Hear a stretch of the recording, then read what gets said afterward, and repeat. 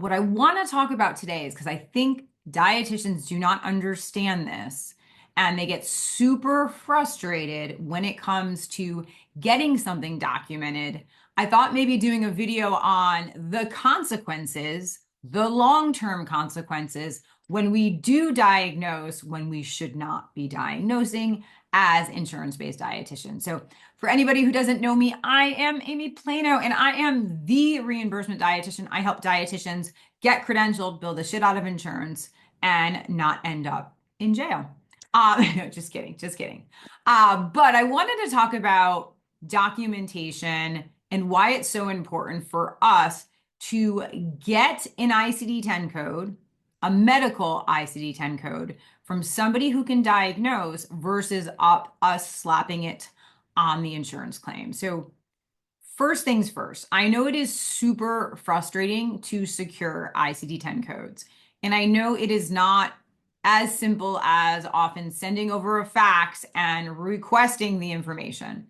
Many times we have to call several times. It can become like we're harassing somebody.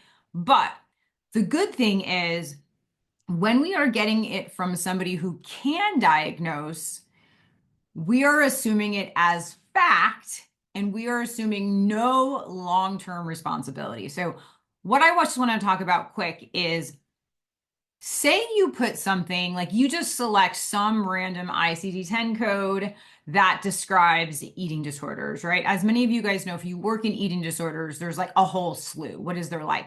A dozen different eating disorder codes, if not more, relative to what we are trying to diagnose. Okay.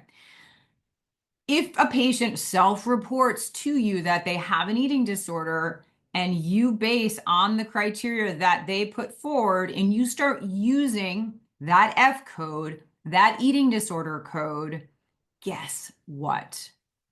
That code becomes a permanent part of that patient's chart.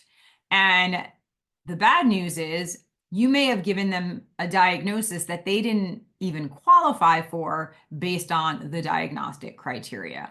So as much as dietitians get super frustrated that they cannot diagnose, and as somebody who I think had like 3 semesters of MNT1, MNT2, MNT3, right? Where specifically we studied the Krauss book like it was Bible, right? Like Bible for CKD.